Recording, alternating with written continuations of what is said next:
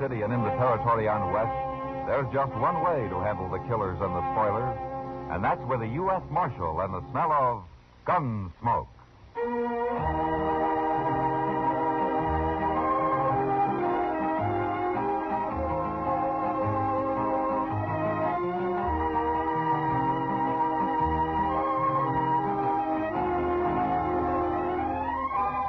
Gunsmoke, starring William Conrad. The story of the violence that moved west with young America. The story of a man who moved with it. Matt Dillon, United States Marshal.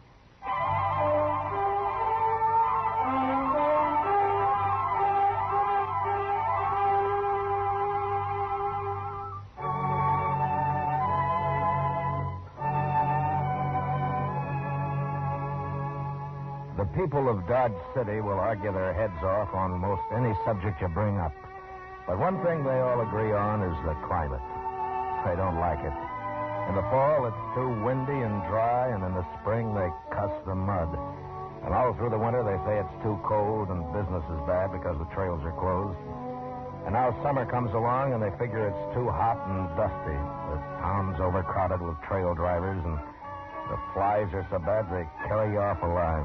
Of course, they just talk. They don't really do anything about it. Except Chester. Sometimes Chester turns into a man of action. Chester, what are you... Why, Hokies, I finally got him. Got what? That cussed fly. Oh, fuzzy. Well, I don't care, Mr. Dillon. I killed all of them in here except that one, and he kept pestering me continual. Smart as a fox. I couldn't lay a hand on him. So you haul out a gun and blast a hole the size of your fist through the roof of the office, huh? It did sort of make an opening up there, didn't it? Oh, well, it'll be handy when the rain starts. We won't have to go outside for our drinking water. Well, I'll get up there and fix it, Mr. Dillon. I didn't even stop to think. No, I guess not. I reckon it's this heat. I swear I have never seen it this hot and dry. No, not since last summer. No, it's worse, Mr. Dillon. Every pump on the plaza is dry. Only place you can water a horse is that trough back of the livery stable. I remember one summer in Newton, summer of 71 or 72, I think it was, while the heat and the bugs... Is this Marshal's office? I'm the marshal, son. Come on in. And shut that doggone screen door, quick. My name's Brian Beck, Marshal. My father and I got in town this morning. Oh? We brought a herd up from the Big Bend country. Oh, Lazy B-Bar? Yes, sir, that's our brand. I saw some of your riders around town trying to wash the dust off of their tongues. Have a rough trip? Yes, sir.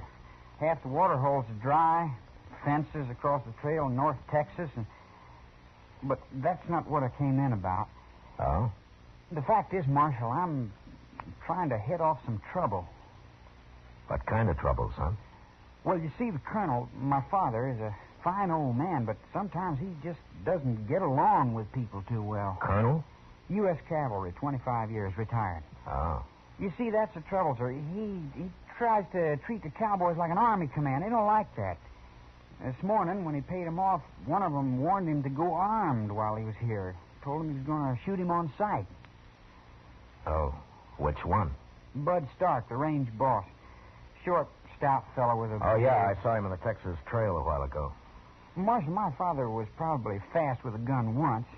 He thinks he still is, but he's not. He wouldn't have a chance. Well, what you want me to do, then, is try to keep them apart. Is that it?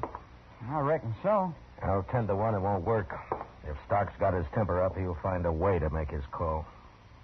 Well, maybe in that case, you better tell me where I can buy a gun. You, know how to handle one? No, sir. I grew up back east with my mother. I guess I can learn, though. Yeah, sure you can. But a gunfight's not exactly the place to start practicing. He's my father, sir. I got to do something. Tell me something, Brian. How old are you? 18. All right, now you listen to me. Don't go buying any gun and don't go messing around Stark. I'll look into it and try to straighten things out. But you get this through your head, Brian. Whatever happens, you stay out of it. You understand?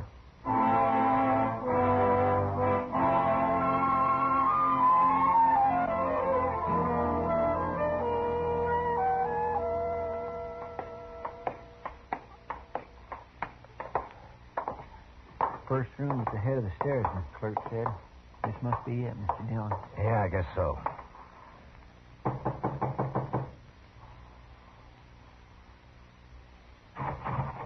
Reach. Don't move now. You're Colonel Beck? I am, sir. My name's Dillon, U.S. Marshal here. This is my partner, Chester Proudfoot. What's the gun for? You expecting somebody else? Well, Bud Stark, for instance? Who told you? Stark been talking to you? How long are you going to be in town, Colonel? 3 or 4 days, maybe a week. Long enough to sell my herd and long enough to call that mouthy little foreman's bluff. Well, why don't you just limit it to selling the herd? I think you've been misinformed, Marshal.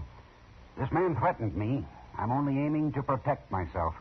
I'll suppose you leave the protection to me. I thunder it was Brian. That's who told you. It's just like that sniveling whelp to go whining to the law.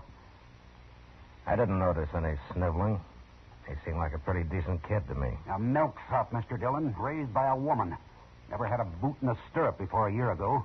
Well, he's never had a gun in his hand. Well, he's trying to get one in it now. He asked me where he could buy one. Stark. He's planning to go up against Stark. He was. He kind of figured he was protecting you. Why, the lily-fingered young cub. Why, I'll... You'll what? Have him court-martialed, shot at sunrise? He's your son, Colonel. He's not some soldier in a cavalry troop. Neither is Stark nor the rest of your men. I'm not obliged to listen to this kind of talk, Marshal. And if you go out gunning for Stark, and if you're lucky enough to live through it, I'll jail you and you'll stand trial. Now, you just sell your cattle and stay clear of Stark. Come on, Chester, let's go.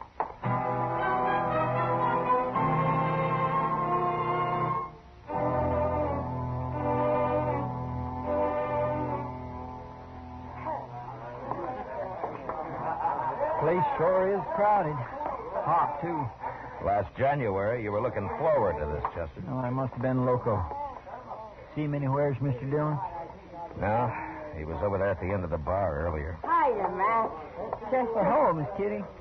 Kitty, how do you do it? Chester's starting to melt and run down in his boots, and here you are looking as fresh and cool as the 12th of April. It's a trick, Matt. I just stopped worrying and cut out all serious thinking from the end of May until the snow starts to fly. You ought to try it, Chester. Oh, I'm sure ready to try something, Miss Kitty. How about a pitcher of beer? No thanks, Kitty. I'm looking for the range boss of this Lazy Bee bar outfit. Fellow named Stark. Oh, yeah. He's been here most of the day. Getting set to howl, I think. Well, that's what I want to see him about. Well, he's over there in the alcove at one of the draw tables. And you know who's sitting in the game with him? Cottonmouth. Cottonmouth? That crooked little tin horn? Yeah.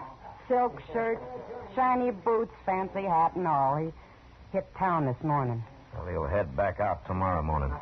Come on, Chester. Yes, sir. I got $400 double eagle right here in this boat, Jeff. And I figure on upping it to about 4,000 before this night's over. Anybody ain't figuring on seeing the game through might as well pull out right now. Words like that, Mr. Stark, do nothing but arouse my natural enthusiasm. I regard them as a clarion call to a battle of wits. Cut the cards. Yeah, you better cut him, Stark. Dillon. And with Cottonmouth in the game, it wouldn't be a bad idea to count him. Marshal, you are maligning a reformed man. Well, you'll have to reform in some other town, Cottonmouth. You got till tomorrow morning to get out of Dodge. And this time you stay out. No, I just don't get what you're up to, Marshal, breaking up a friendly game of cards this way. Stark, with Cottonmouth in it, it won't be friendly and there won't be a game. I'll take my chances, Marshal. All right, suit yourself. You've been warned. But before you start this friendly game, I got something to say to you. All right, say it. We'll take a little walk, if you don't mind. All right, Marshal, sure. I'll be right with you, gent. All right.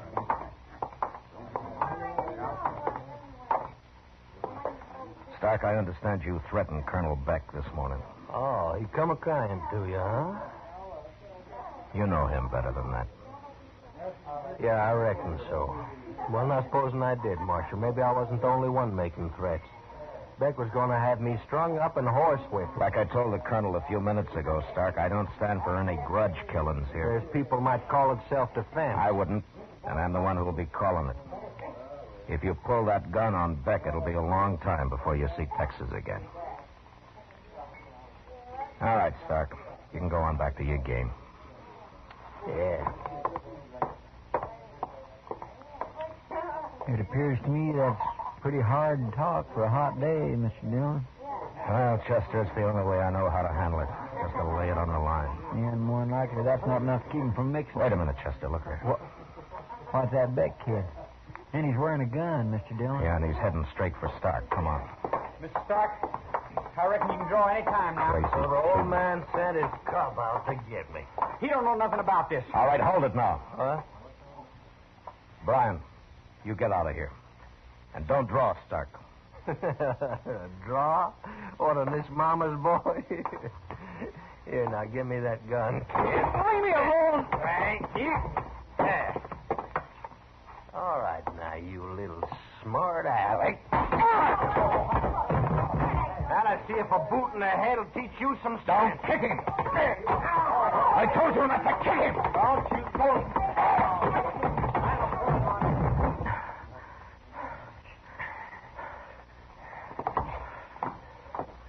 You had no reason to hit me, Marshal. That kid called me. You heard him. Forget it. Now go on back to your game.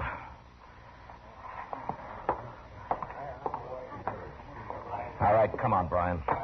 Get up. He wouldn't even draw. He just made a fool out of me in front of everybody. Come on, Brian. They'd be laughing at me all over town. They're laughing at my father, too. Forget it. I'll kill him, Marshal. So help me, I'm going to kill him. Now you listen to me. Stark knocked you down, yes. He kicked you in the head, but he could have killed you. He could have drawn and put a bullet in you before you knew what hit you. No, I told you not to buy that gun. Why did you do it? You know why. Sure, protecting your father, that's fine. Only you saw how far you got. So I'm telling you for the last time. Now you stay out of it and leave it to me. Now go on back to the hotel and stay there. Do you hear me? Yes, sir. All right. Here's your gun. Now stick it in that holster and don't pull it except to practice. You understand? Yes, sir. And just one thing more. Don't worry about anybody laughing.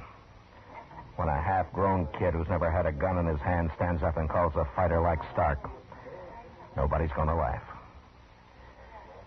You've got a lot of guts, Brian.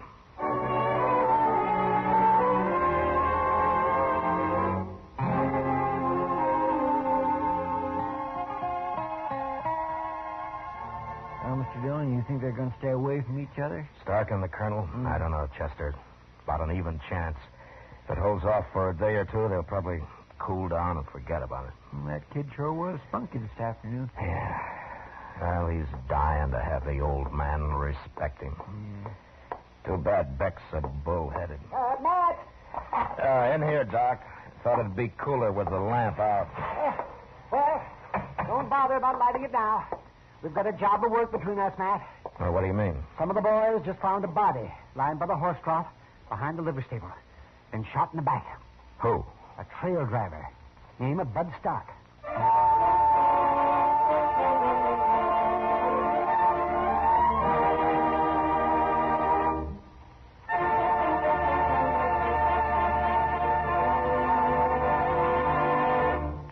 We will return for the second act of Gunsmoke in just a moment. But first, there's no place like home, and there's no place like your home. Don't destroy it with fires caused by careless smoking in bed, careless disposal of lighted cigarettes, or the use of inflammable cleaning fluids. 90% of fires are caused by carelessness that destroys lives and properties. Don't let it be your home, your life. Now, the second act of Gunsmoke.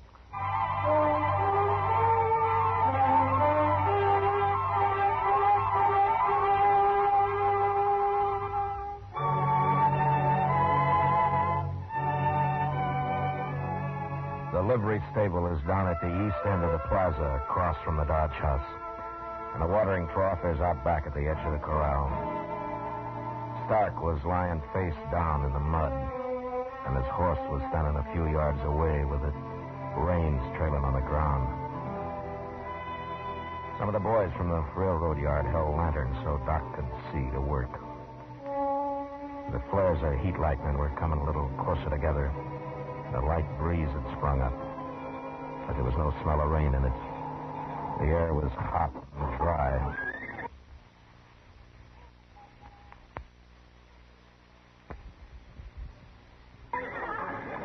Hold that light down just a little bit lower there.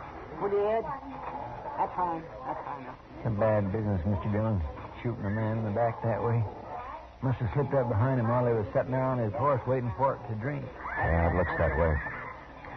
Well, as soon as Doc gets through there, Chester, you better go through his pockets. Collect all of his effects for the nearest of kin. Yes, sir. Well, he can get at it right now, Matt. There's nothing more I can do here. No. Whoever did it had him pretty well centered. All the time in the world.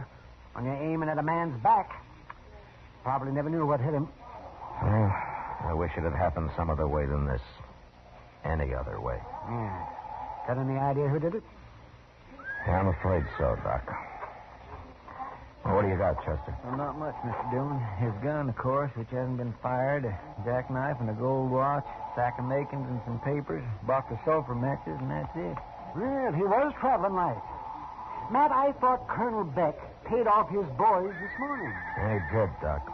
Stark got in a draw game with a gambler named Cottonmouth. I warned him he'd get cleaned up. Well, he sure did. Not a cent on him, Mr. Dillon. Well, he doesn't need any money, Chester. No.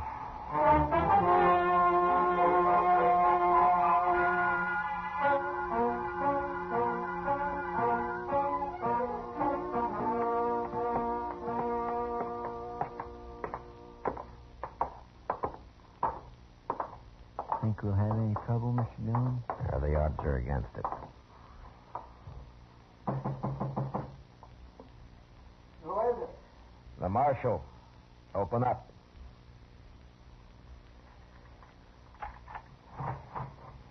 Oh, I was about asleep, Mr. Dillon.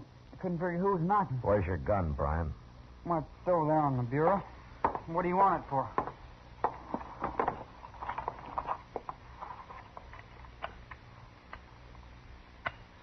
Been doing some shooting, son?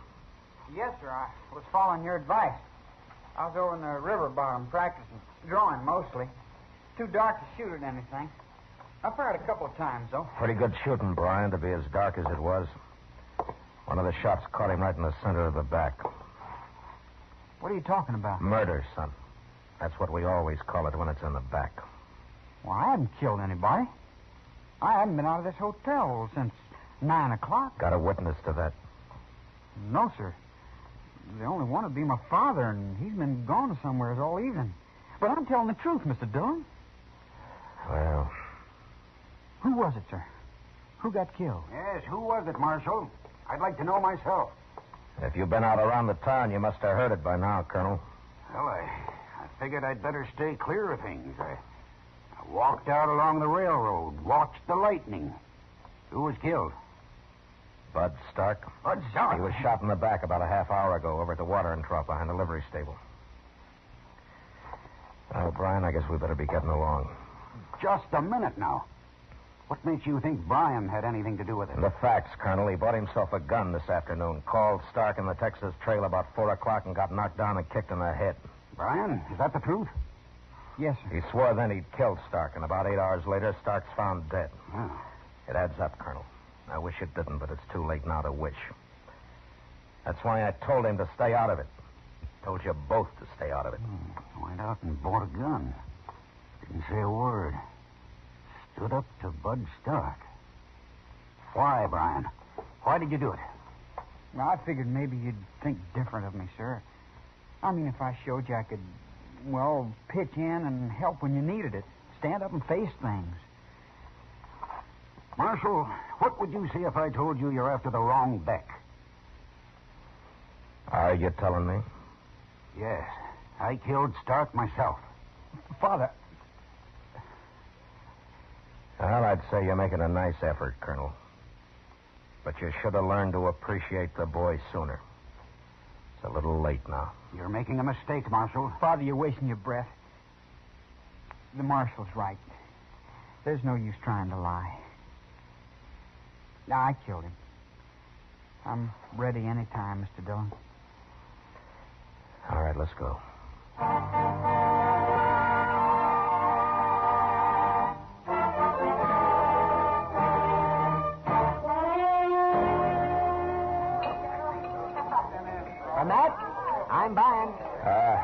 I guess not. Thanks, Doc. Might say this is all in that full of stock. It'll come out of my corn, Steve. Yeah. Fine. No, I don't see what you got to be so glum about, Matt. An hour after a killing, and you've got the killer locked up tight and snug in jail. Oh, relax. Your job's over. Yeah, I guess so. I sure wish it had been anybody else but that kid, though. I liked him. Figured he was all right. And then he... In the back, Doc. Well, he's only a young'un. You can't blame him too much. I got him bedded down for the night, Mr. Dillon. Put him in the corner cell. It's a little cooler back there. Oh, thanks, Chester. Doc, did you ever in all your born days see a spell of heat as bad as this? Never did. It's a corker. Well, I thought earlier we might get a drop to a rain or something. Heat lightning, Doc, just heat lightning. I hear you settled that Stark thing in a hurry, Matt. Yeah, I've got the Beck kid locked up, Kitty. I'm sorry it was him, Matt. I guess he sort of disappointed you, huh? Yeah, a man can be wrong, Kitty. Well, it's been great for business. Everybody in town's been crowding in. They want to hear all about it and take a look at the chair Stark was sitting in before he pulled out of that poker game. And I guess that poker game was half to blame for it. If it had been honest, Stark would have had enough in his poke to carry him through the night. Instead of winding up broke before midnight. He wasn't broke, Matt. He left here with $4,000. He what? Sure. That's why he broke up the game and pulled out. When he'd made what he said he'd make, he quit. Cottonmouth almost had a stroke. Most of it was his money. But Stark didn't have a cent on him when we found him. He was... Kitty's Cottonmouth still here? Yeah, he's back over there in the same game. He went out to eat, but he Chester. came... Yes, sir. Come on. You think he might have, Mr. Dillon? Maybe. Blown the face next to social ability. Talking's still a cheap commodity, and you can't carry it off in your pocket. My bet's in, so let's put up a shutter. That's exactly the way I look at it, Cottonmouth. Dillon. Well, I still got till morning. That's what you said. Did I? How's your luck running? Oh, not too bad. I've had a few good hands. Better than they were when Stark was in the game, huh? Oh, we couldn't touch him. Took $4,000 off the table. He was pretty lucky. Not too lucky. He's dead. Yeah, I know. It's too bad. I figured that kid would get him. That's trouble with a green kid like that. They don't have any sense. Can't tell what they'll do. Yeah, sure. Where were you when Stark was shot? Well, I was over at Delmonico's getting a bite to eat. How do you know you were? What? Nobody seems to know exactly when it happened. How do you know where you were? Well, I was there about when it must have happened. Either there or back here in the game again. You weren't near the livery stable? Marshal, I know you don't like me, but that's no reason to try hanging a thing like this on a man. Were you over at the stable, Cottonmouth? No, I wasn't anywhere except where I told you. Straight up to Delmonico's and straight back here. I see. And where'd you get the mud on your boot heels? What do you mean? Every pump in the plaza's been dry for days. Dust 6 inches thick. There's only one mud puddle in town at that horse trough back of the stable where Stark was killed. You couldn't stand to see that money get away, could you? No. I tell you, Marshal, you're just... Cottonmouth, you're under arrest. Look out, Mr. Dillon!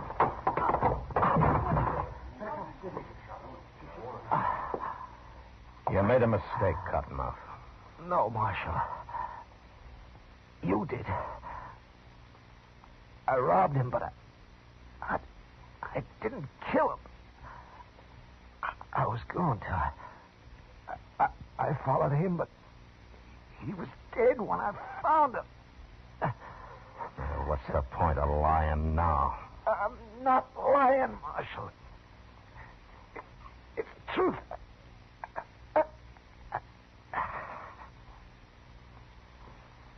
He's dead, Mr. Dillon. Yeah.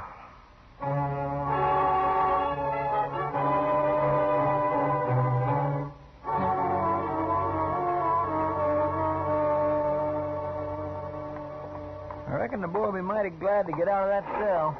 Yeah, and I'll be glad to let him out, Chester. He's a good boy. Trying to cover for his father and all. Yeah. He'll make out all right. When he calms down a little. Yes, sir. Wait a minute, Chester. What is it, Mr. Dillon? Listen. Say, that's coming from the back of the jail. Yeah, come on. Quiet now. There's a couple of horses tied there. Yeah, sure. For the getaway. Colonel's trying to pry him out of jail.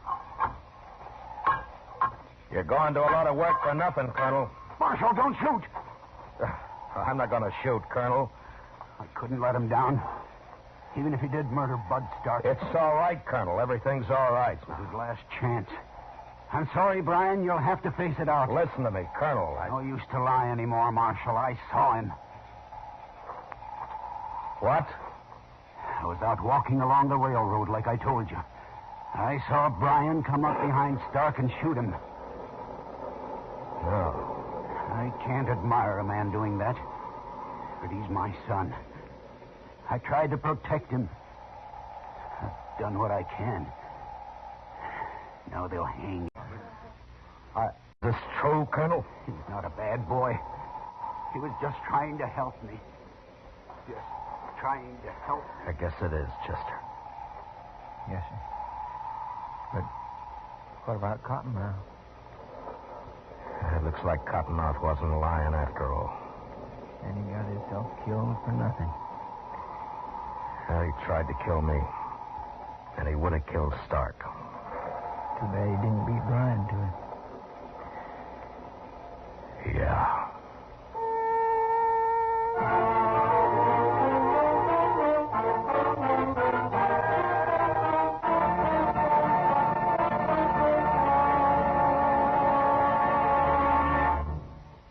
Gunsmoke, under the direction of Norman Macdonnell, stars William Conrad as Matt Dillon, U.S. Marshal.